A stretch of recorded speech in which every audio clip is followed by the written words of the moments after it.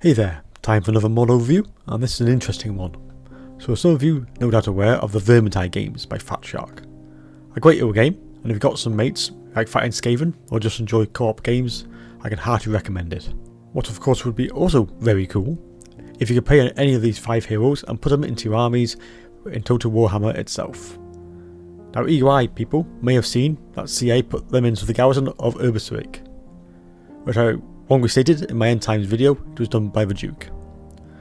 So if you fight that settlement, you have to face those heroes, and obviously when you're defending it, you also get access to those 5 heroes. However, a modder called 99Kingcarl has gone one better and allowed you to recruit them as units in your Empire campaigns. All you need to do to own the Ubersreik Five, build the Red Moon Inn at that location, and then you can recruit them as normal heroes. Okay, so let's take a look at these 5 legends, and you'll be surprised about how much depth has gone into this mod by 99Kingcarl. All starts on ultra settings.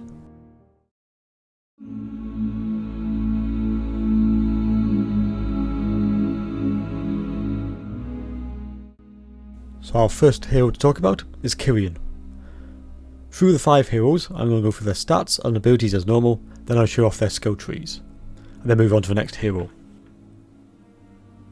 So Killian's base stats coming in at 750 base value points. As you can see, a decent combatant with great speed and all around decent combat skills. Nothing special in melee, but 90 AP and a strong anti-charge of 35. I got overall strong melee combatant, which is the same for most of these heroes, but not best place, close to the front lines due to the attack armor, and the actual damage itself is not huge. Of course, being a Waste Stalker, ranged is where she shines, with a strong missile attack and that huge 190 range, and can also fire while moving. When it comes to abilities, she has the ability to heal herself, which is always handy ability, and a long range magic missile, so she's a great hero sniper as you'd expect from a Waste Stalker. Now we come to the really interesting part of the mod. In a Vermintide 2 game, you can go down different skill trees and start dedicating to certain roles for your group when you hit the appropriate level and choose a career path. Well, this is replicated here, and I'll put them all on the screen now as a comparison. These are all mount options, and I've left the comparison to the base level stats for quick easy reference. Now as your hero levels up, you can specialise in a particular role which suits that army. It really adds even more depth to each hero, and he can play differently through several different playthroughs. So these stats shown increase Killian's abilities even more. First one to look at is the Handmaiden, which comes in 2 versions. One is a real defensive beast of a hero, crazy high defense, silver shield and a bit more damage, but of course using that ranged ability. Boosting that damage by 115 AP, but uses 5 anti-charge. As with all these heroes, they have a support ability, so you can use them in the front line to help keep the leadership high in all your troops. If that wasn't enough, each new career can come up with some new abilities. So the first one is Renewal, a great buff which actually freezes vigour and makes it very powerful indeed. Making this good health, you want someone right at the front lines to help with that benefit. Also, Dance of Seasons, boosting her own defence to close to 100, making it a pain to move them in battle. Lastly, a damage breath spell, which can help clear a path for her to move through, or just to give her a bit more room to fight. Next we have Handmaiden, which is similar to the previous one, but flips the stats to make her more of a melee combatant and much more offensive, with decent stats on melee attack to back her up, with 270 AP damage now, and keeping that 35 anti-charge. This character can do some pretty decent damage against a lot of heroes and some Yords. This career also helps the abilities of Dance of Seasons, which is handy if you're in trouble with 1v1, and a breath attack as well, both of which I just went over. Lastly we have Shade, boosting much better ranged combat stats and increases your missile strength noticeably. Shooting 2 shots at once, and it also has the combat stats to match a Handmaiden, but uses a lot of armour, so you need to pick your character assassinations well. On the downside, her range does drop to 70, so she really needs to be close to that enemy. Abilities wise, she has 2 different ones in this career. First, Assassin's Blade, really useful when you want to get rid of a weak hero very quickly, will give you a head start on the damage front. Lastly, we have Infiltrate, a great way to get close to that 70 range distance and get that Alpha Strike right in. Okay, that's all the stats done and all the different stances, so let's move on to the skill tree. So here we are on Killian's skill tree, and just to emphasise, so as I go through all the unit cards, I've on the main screen, so the one you just seen, I'm just going to go through the particular skill tree of each character. Now these are quite unique and they're quite in depth, so I wanted to emphasise how good this mod is and how much work has gone into it. So here we are with Killian's. So on the bottom, and they'll be the same for most of the heroes I'm going to go through. They've all got the same sort of standard boosts to heroes. So all the same there, but this is where the interesting bit is. So as you can see, Killian here starts as a Waste Stalker, and then you can just go down this tree, putting values in as you go, as you would normally. Now at rank 5, you have the ability to switch to Handmaiden. This replaces all abilities from other careers, and then at rank 10 you can go to Shade. Now it's up to you how you develop. Obviously you won't be able to go back, but you will just use the abilities of that previous one you had before. So let's go through each level or each career in full and see what you get for each one. So Waste Stalker, obviously it's all about ranged for Waste Stalker. So she can up her strength for missile strength by 15%, add more ammunition, make better reload reduction, and of course pinpoint precision, add a bit of range, always handy, plus 20%. And that will be, well, 10 is up to 209, so very good indeed. Then you can put on some poison after 3 skill points in this tree, and then onto some more unique ones. So Diplomatic Relations with Widows, Silent Stalker, Prey of Armor, classic was it freeze spell, Resourceful Efficiency, and lastly Potion of Concentration. So as I said before, at level 5 you can switch to Handmaiden, and through this you get the more melee focus buffs, so hit points, full plate armor, indomitable, and Runemaker. Never really gone to leadership ones. Personal preference, but if the heroes are breaking, I usually think the fight's going to be pretty much over anyway, so well, you can put it in there if you want, but I'm not a big fan of that one. So you can boost up all attacking abilities, or indeed a better defense as well. Then you can put a veteran spear and shield, so you can add a shield to a stat line, and as you can see to the left it shows you the changes. Servant of the Ever Queen, so high relations of the Diplomatic Relations with High Elves, quite handy. Yacht or trade options there. Elven Vire, Unbreakable, always good. Guardians, always good. Yoyo Protector, excuse me. And finally, the big ability at the end is a Healing Draft, very nice. Onto Shade, so rank 10. Gutter Fighter, Elusive, Free of Foot, and Opportunist, basically making it even more melee focused.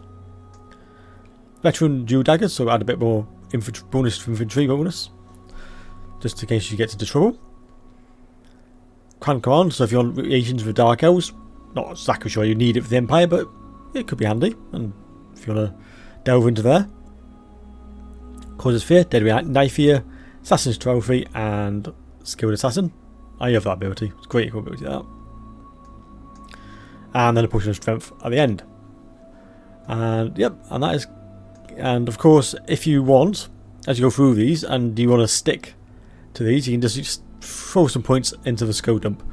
This just allows you to get rid of that message quite quickly, when it says you've got skill points to put in, and you've already maxed out what you want. You don't want to switch to your Handmaiden or Shade, and you've maxed out any of this. You just keep dumping skill points into there, just to get rid of the message. And that will obviously appear on all of them. Right, let's go back to my next hero.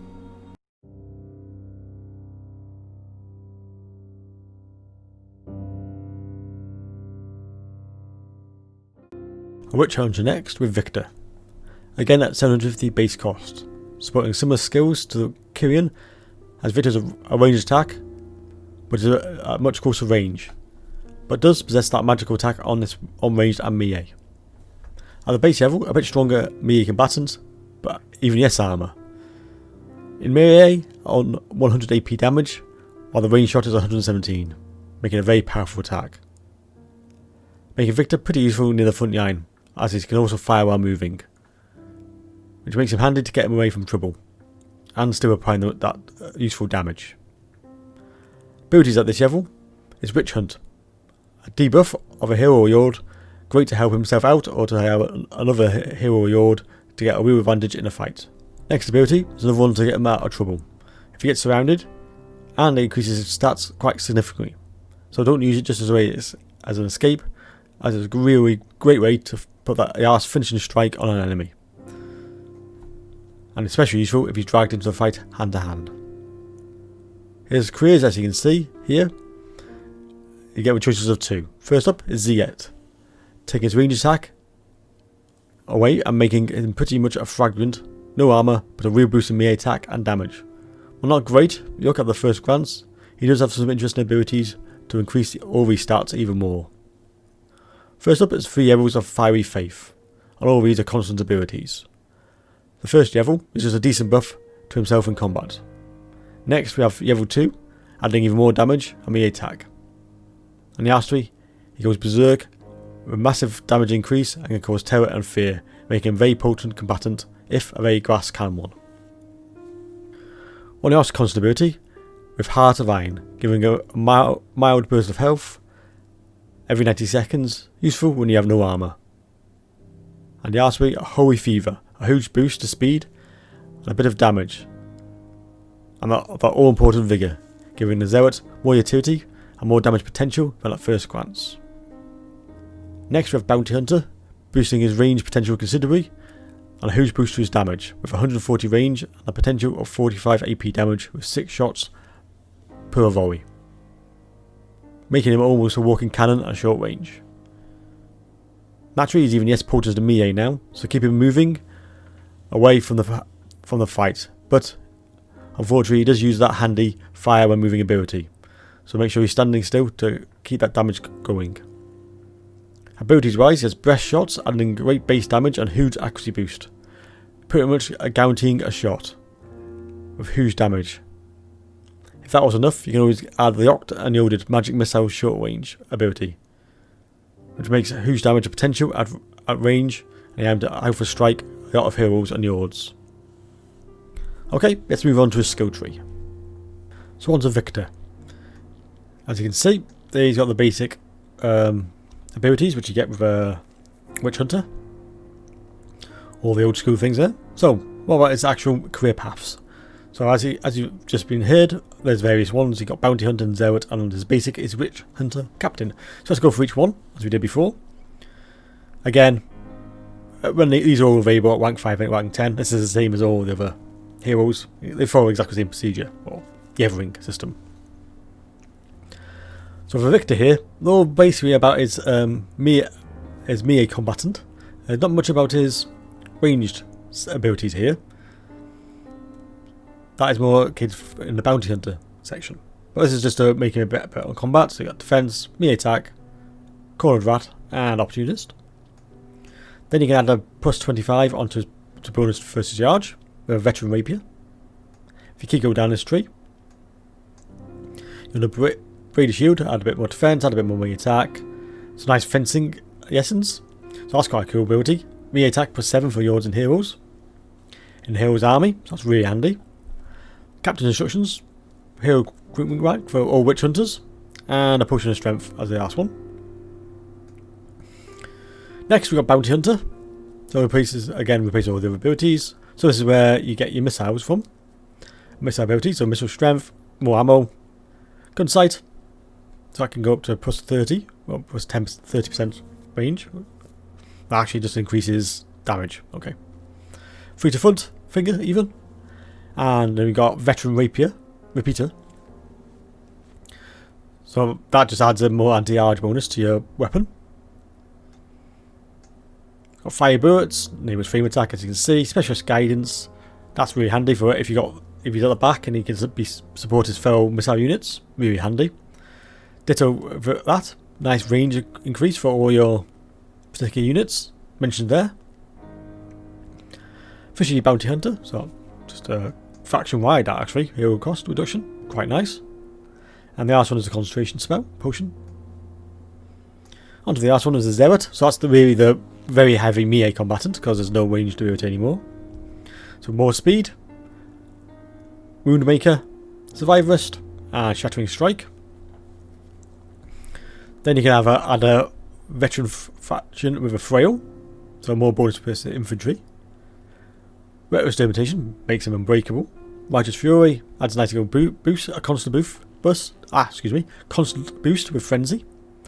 Heart of Iron, basically life saving hit points, very nice. Fanatic Devotion, so that's quite good if you got a problem with the Untainted, which is too early in an area. And lastly, a Healing Draft. So there you go, that is Victor's skill tree.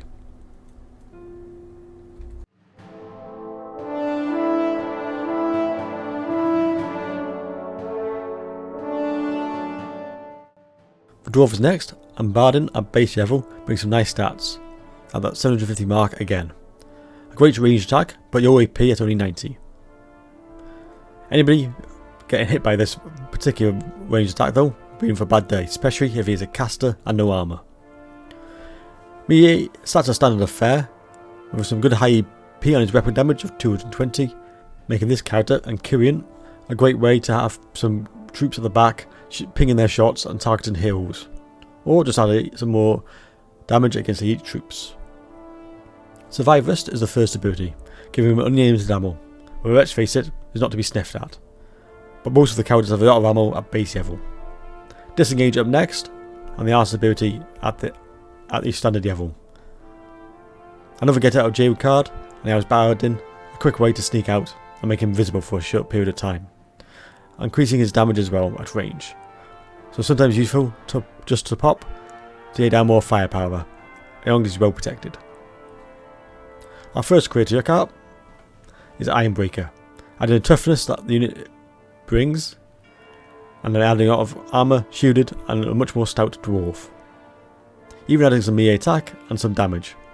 However, if you want a shotgun, this is a character to have. Dropping range to 90 and increasing damage a lot with AP on 4 shots per salvo, making Bardin very formidable. Of course, being an Ironbreaker, you can also open the front line, as he's very tough and the abilities back that up with his Gromwell armour and a huge ward save of 70%, making it almost impossible to get him off the battlefield without a dedicated attack by the enemy. Next ability adds even more defence, but dropping melee attack. So pretty much your classic dwarf, stand there, not moving and soaking up that pressure. The other version of Ironbreaker is the flamethrower version, with scary weapon damage on the ranged attack, and it can really mow down entire units. While the ammo is a bit more limited, the amount of damage possible is considerable.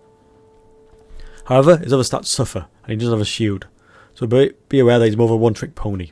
He shares the exact same abilities as the other Ironbreaker build. Last career is the classic Slayer build. I'm sure we are all aware of what Slayers bring to the table. These near naked dwarfs with their huge anti-charge abilities of 35 and just great melee stats across the board, and a massive charge bonus as well. Means they're very good at targeting heroes and yards and putting them out. If they happen to be a mounted yard or even a large monster, they especially need to be wary of a Slayer. 200 AP damage charging at you will not put you in any good mood. Then that is a leap ability, increases speed dramatically, so he can close that distance before they get a ranged fire on him. Means he lives up to that mantra, dwarves are quick over short distances. He also has Trophy Hunter, adding 5% to every stat. While it's not a lot, at glance, it is on all the time, so it definitely increases combatants' stats. Now, let's go and see Bardin's skill tree. So here we are with Bardin is skill tree. So as before, this is all the same, and then we go straight into the career paths now. Now I got the idea. So we have Veteran Ranger, so that's the starting one, and he starts off with a punishment ammunition even. Piercing shots, Deadeye, ammunition pouch, and Free Finger. All very nice. Then we have Veteran Crossbow. That's a bit as a framing attack, does it? Yes, it does. Very nice indeed. Cousins Oryx Tricks. Recruit rank +1 for all units. Really good. Ddraig Scout, so it puts him into Vanguard. handy, but I don't think the Empire are the best suited for vanguards, but they have a few options. Ambush Hunter, via its guidance, and it has to be the potion of concentration. Combat moving range is always quite nice, I have to admit. Next career, the Ironbreaker. So it makes him much more defensive minded. And he add even more armour to his ridiculous stats, so that's up to 140 in game 2, up to, with that maxed out. More melee defense, so that can be maxed out to plus 12, so that's going to be, well, 60 odd, which is really nice. Bit more weapon strength, and of course leadership. Veteran Ddraig gun, so that adds the Ddraig gun to his abilities. This does increase his speed and melee quite significantly though, just a reminder. We got leadership plus 7 for Hero's Army, very good that is, that's a great ability. I'll definitely take that. Unbreakable, Rune Magic, adds magical attacks, always good. And some nice possibilities of intercepting an army, lovely. And the last of course is Potion of Strength. On to the last career path, it's the Old Swayer, particular favourite of mine, I do like a Swayer class. More charge bonus, more hit points, Relentless and Brain Master, so more attack. Then we have Veteran dual axes, so that adds the plus 25 anti-arge. So I think that adds it onto the top one before, so it must be on the 50 mark of anti-arge, give or take. Doomseeker, Settle with Grudges, and Grimnir's Wrath. Passive ability Death Blow, and every Slayer should have Death Blow, as we all know. And the last three, of course, is Healing Draft, which is probably vital for this character. So there you go, that's a Bardin skill tree.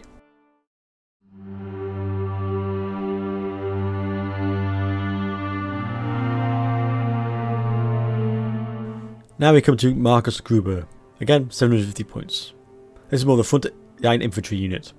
We've got around a stat sheet. 220 AP and 35 anti-arge. Means he's just solid and just a handy unit to have in the front line. Against any units or just another combat hero.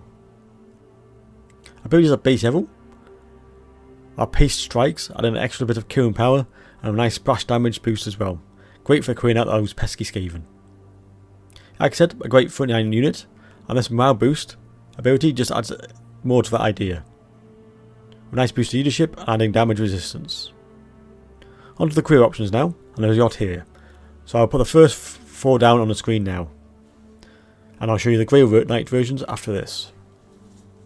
So let's deal with the Huntsman variant first, as they are similar.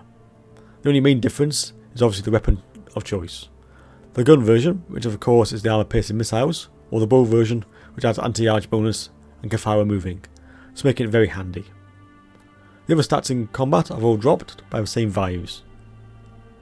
They also share the same abilities, which are Waste Not, Want Not, a great constant ammo buff, and Hunter Prowls, a familiar one by now, allow Marcus to sneak up on his prey. Onto the more combat versions now. First up is the Great Sword variant, which is just a bit more damage and gives him a nice infantry bonus, which is actually not on many of these heroes at all. That 25 infantry bonus and the 240 AP is pretty handy, as well as those melee attack increases, but defense does drop, so you've got to be a bit more careful against any grindy fighter. The abilities are exactly the same as the base versions of Marcus. The Foot Knight is a bit more defensive and uses some of that combat prowess, but does make up for this with a nice charge bonus and allows him to hold down the front line with his bronze shield and tougher armour.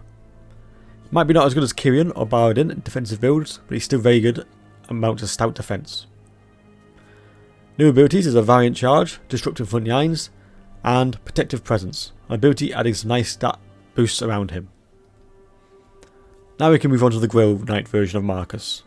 This adds a shield, magical attacks, an anti-infantry charge buff of 17, an AP of 175, but it's a magical ability now. Also, you can actually mount him and increase the charge bonus and damage potential. And of course, he can now be used as a unit to spearhead a charge, backed up by another unit of cavalry or 2. Our abilities are the same no matter which one you choose. First up are the 3 levels of the 80's favour. At the bottom level, it adds some more melee defense, and then adds more melee attack. And on the archery, a large physical resistance bonus.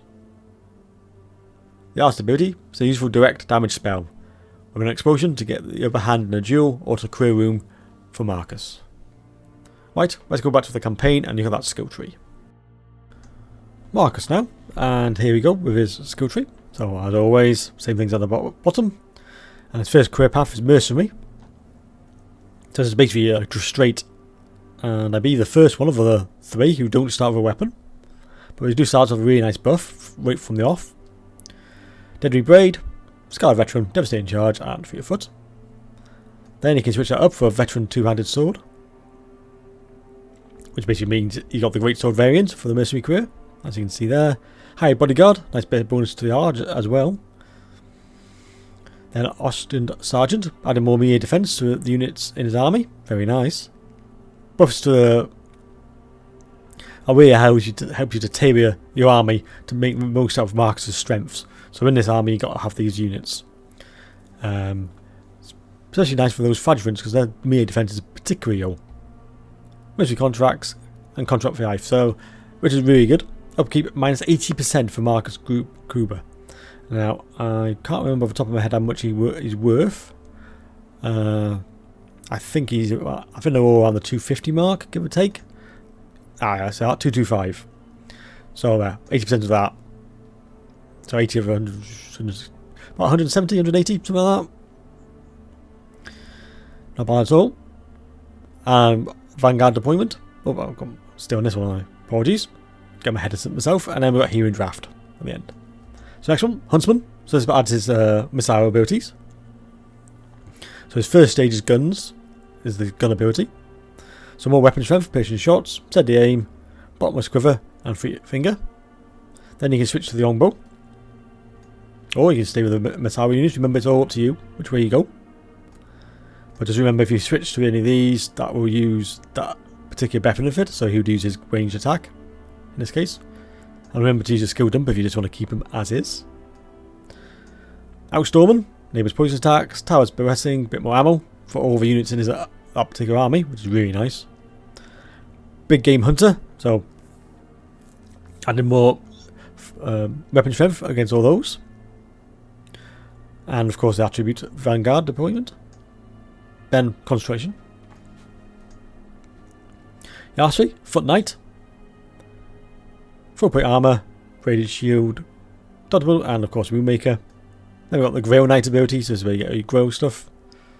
So we're quick so we can find out where he gets his mount. There it is. So if you add one more to that, then he gets the actual mount itself. Hold the Iron, Nightmare Vower, Iron Discipline, Unbreakable, and of course a Potion of Strength. So there's Marcus's skill tree.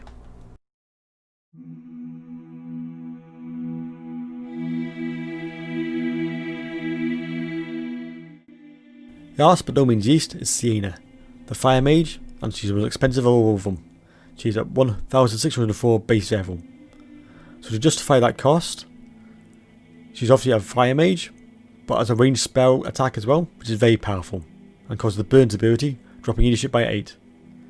She also has an anti-arge bonus of 30 on it, along with powerful explosive abilities. However, the lowest ammo at 25, but it is fire and magical. Of course, she's not a combat character, so it needs to sit at the back so she doesn't get picked off. Her base abilities are Kindle Flame and the useful Tranquility, and a good chance of casting Siena's spell abilities. Her spell loadout is the same across all of her careers. So starting off with her more familiar spells, that will be Burning Head, Flame Storm, and Flaming Sword of Ruin. Her unique skills now, first is Giving Bomb, which just sounds awesome. A quick spell to create space for herself, and dropping leadership, using the Burnt ability. A great follow-up spell after you just cast something, and have the Kindle Flame ability on. Next we have a more powerful version of the Giving Bomb, adding more AP damage. Next spell, Burning Head, which is different to the normal fire spell I mentioned before. This one is more of a magic missile, equates to powerful explosion and good range. Then we have Dire Walk, a classic breath spell, adding some more damage. Onto her careers now. Our first career is Unchained, making Siena into quite a decent combat combatant, but still keeps her spells. Makes a very interesting mage choice. No longer do you have to worry so much about your mage and keep her protected, as she's very powerful in combat and a true battle mage. As an extra ability, she gets Blood Magic, increasing her magic reserves and recharge rate. Next we have Pyromancer, dropping damage surprisingly on a ranged attack, but adding an anti-infantry of 5, and increasing more shots in the burst to 4. This comes at a sacrifice of range and ammo, so switch off fire at will so you don't waste those viable shots. Lastly, her ability, Critical Mass, increases damage significantly when over 50% magic, making the drop of damage, mentioned before, from base not as bad as first glance. Okay, let's go to the last skill tree of the list. So here we are with Siena's skill tree. So, as you can see, she's got the usual things at the bottom there, and we've got Battle Wizard as a starting career. So moving up, we have more hit points, that Kindle Flame ability, a must take I would say. Augmenting frames, so add a bit more range, and melting heat, add a bit more AP to her missile strength. First, a first cast, or first spell, Flaming Sword of Ruan, a cracking ability. Then you got Goring Bullets, Aqueshi's Braids, which is really nice, just adds fire damage to everybody around her. Searing Focus, Firewall upgraded, and lastly a Healing Draft. So now she can go down a Pyromancer chain, so there's more magical damage. So more speed, Brazen Inferno, more missile strength again, spell practice, and magical reserves. Really needed because she needs a lot of basic at 25 is not great, so every year helps in that case. Then she can use the Burning Head ability. Got Earthing, Arcane Conduit, and we all know what that is. And Alex Yessen, it's quite good. Hero recruit rank for Battle Wizards. Every level helps, to be fair, at the start. The Burning Head upgraded, so that's a magical missile ability. And then a Concentration potion. And lastly, Unchained. So this is where she gets into a melee focus build, but still got some access to spells. Inviolable, so a bit more armor, up to quite a high, plus 15 is the maximum. Wide-eyed, Impassioned, and Shield of Fire. Nice fire resistance for the entire army, which is really good. Flamestorm, very powerful spell. Hellfire Incarnate, so she's got fear. Opponent's unbreakable. Fuel to the fire, so a nice way to negate any abilities of the enemy. Even Bomb upgraded, so it just increases that. And then for last but not least, she's got a Potion of Strength as well. And there you go. That is the art of skill trees. And that's the Fabulous 5. Hope you enjoyed the video, and I'll see you in my next one.